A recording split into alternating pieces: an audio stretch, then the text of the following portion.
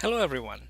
Welcome to a presentation on how machines can learn from the data using a perceptron.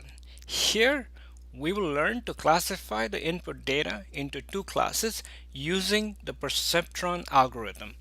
The perceptron is the simplest building block for machine learning, and that's one reason to study it.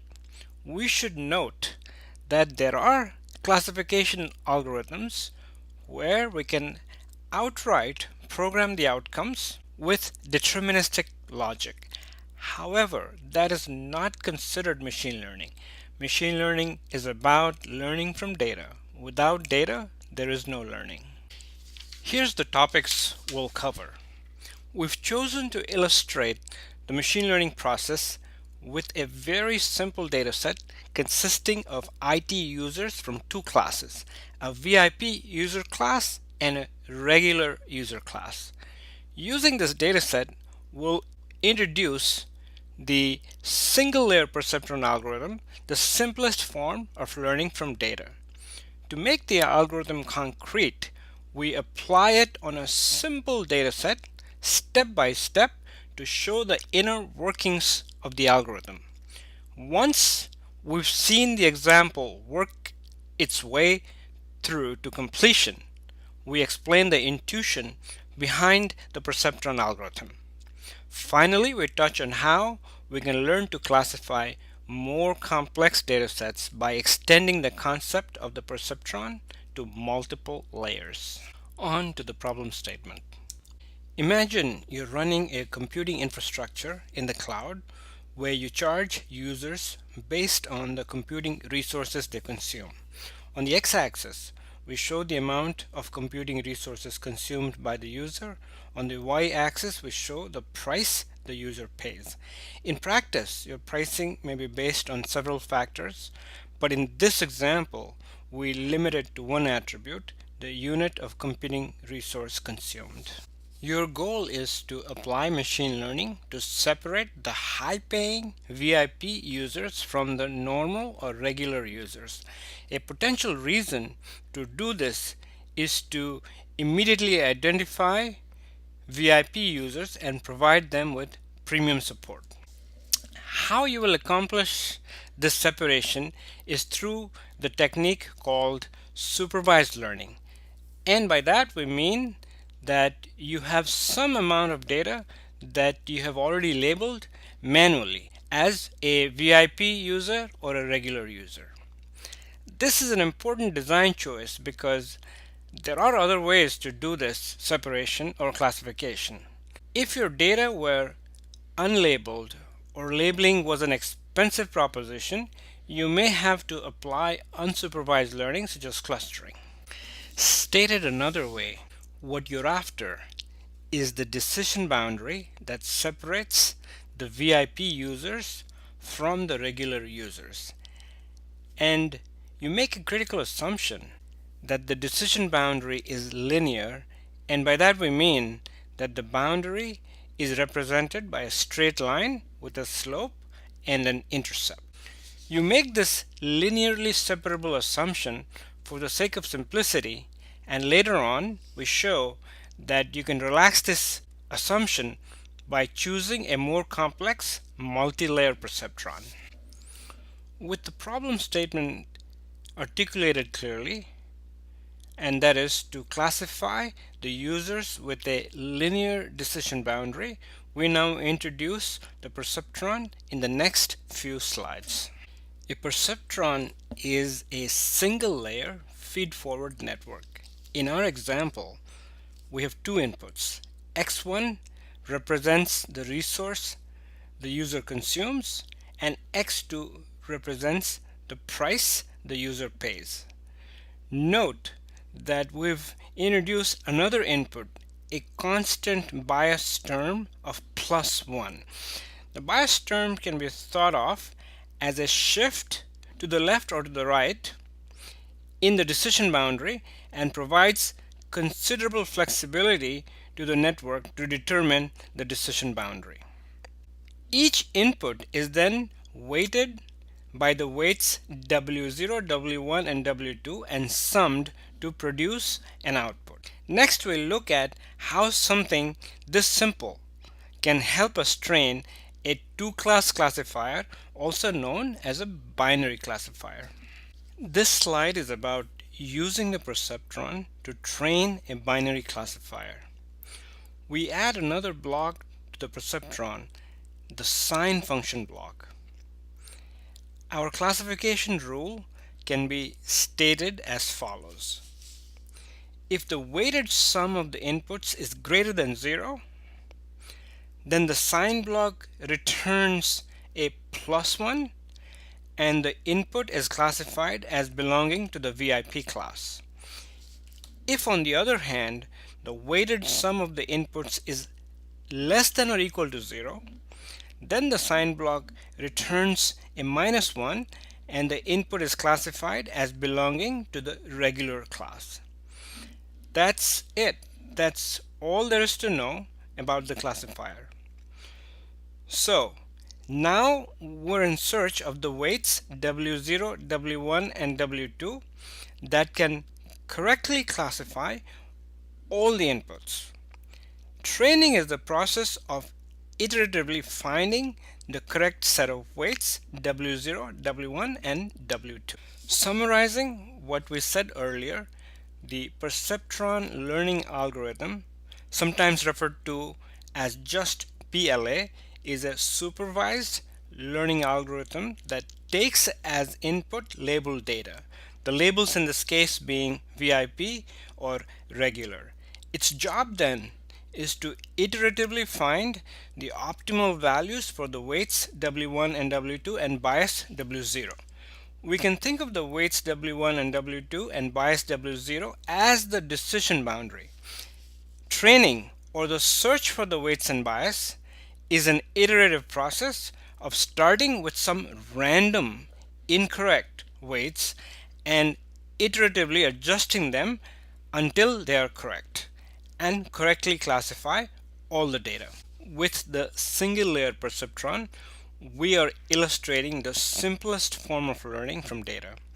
However, it comes with a really big constraint that it can converge to a stable solution only if the data is linearly separable.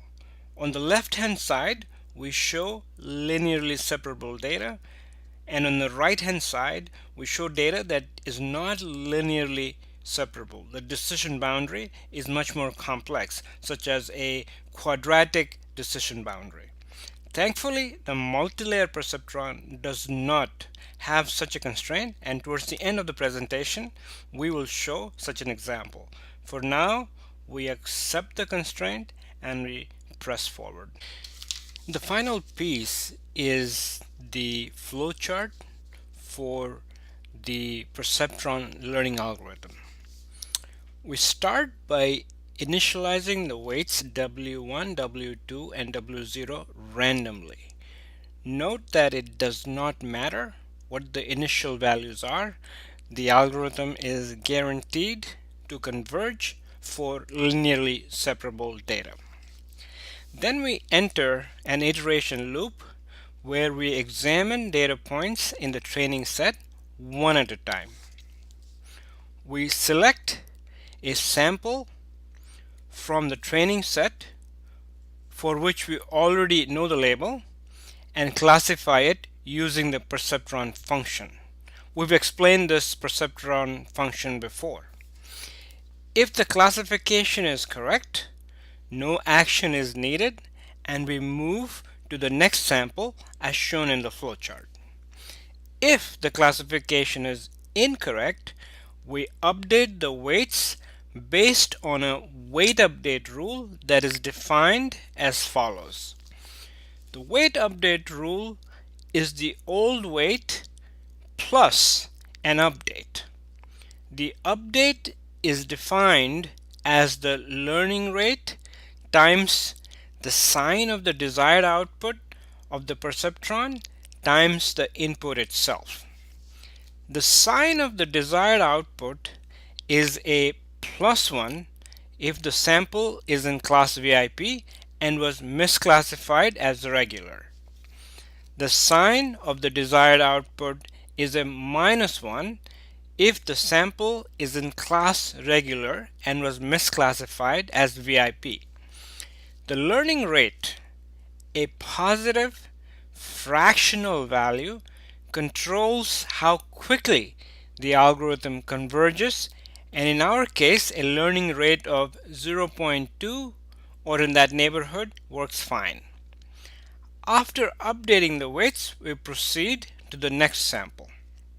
When all samples are correctly classified, we stop. Without further ado, let us walk through an example step by step. First, for convenience with the calculations, we shift the data around the origin to make the values smaller and thus easily computed by hand. We note that this does not change the decision boundary, as this is a pure translation of the data in the x and y direction. As noted earlier, we kick off the algorithm with random weights and a reasonable value for the learning rate, LR. We see that the resulting decision boundary has two data points incorrectly classified, so we now put the Perceptron algorithm in motion. Note that the Perceptron output should be greater than 0 for the VIP labeled data points, the green squares, and should be less than or equal to 0 for all of the regular labeled data points, the red circles. We classify the data point 1, 1 according to the current decision boundary and find that it is correctly classified.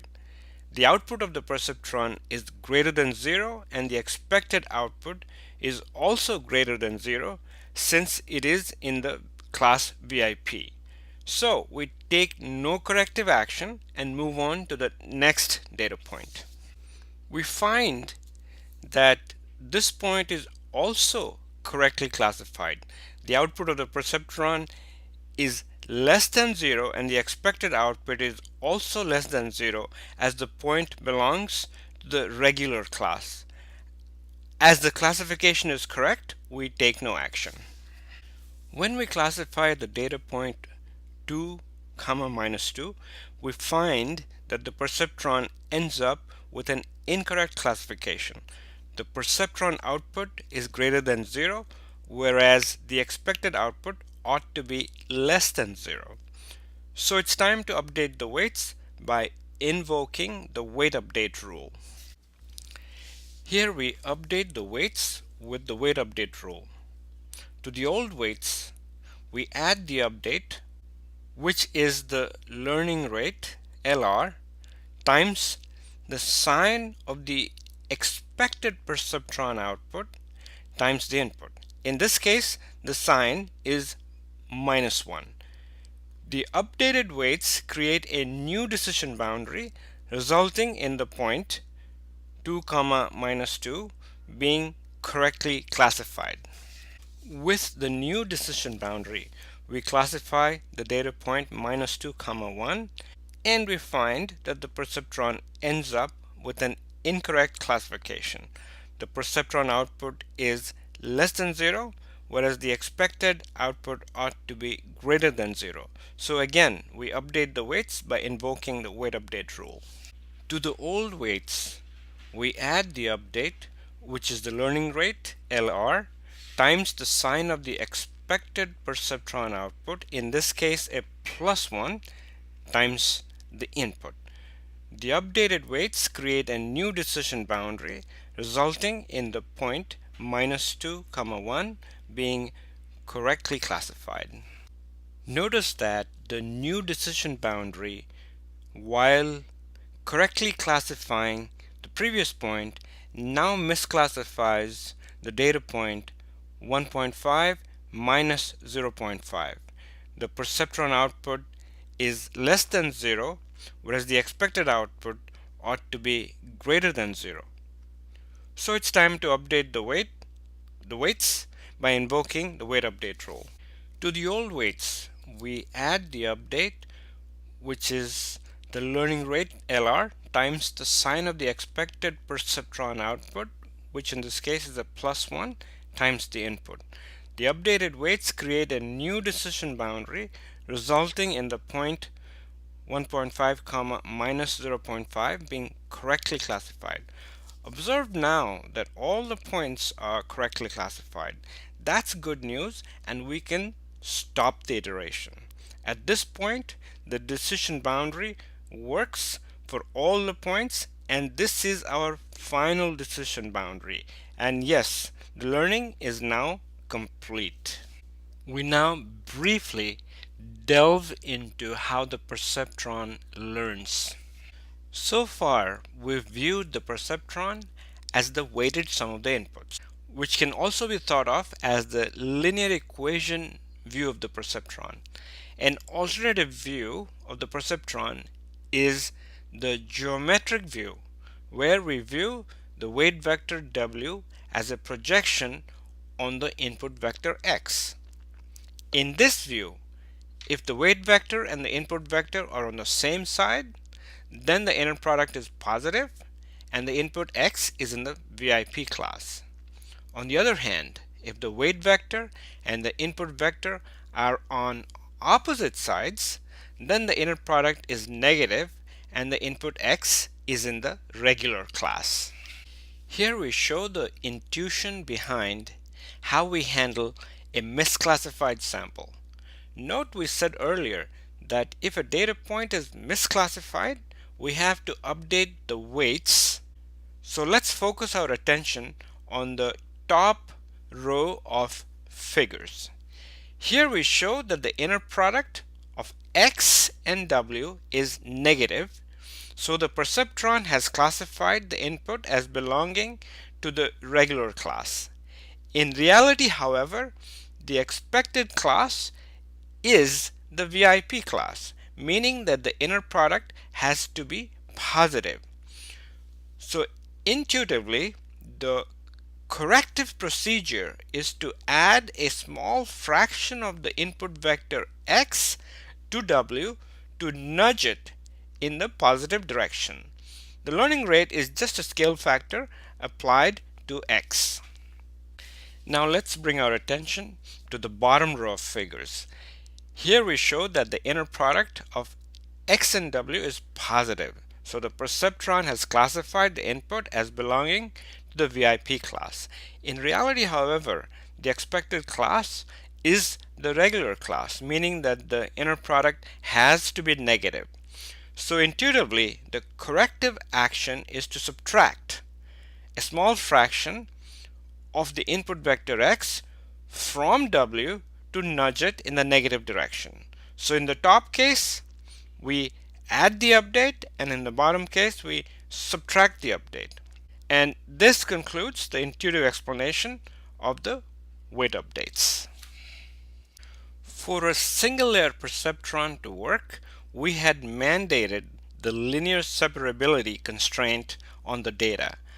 However, that constraint can easily be lifted if we add a hidden layer to the perceptron and make it a multi-layer perceptron.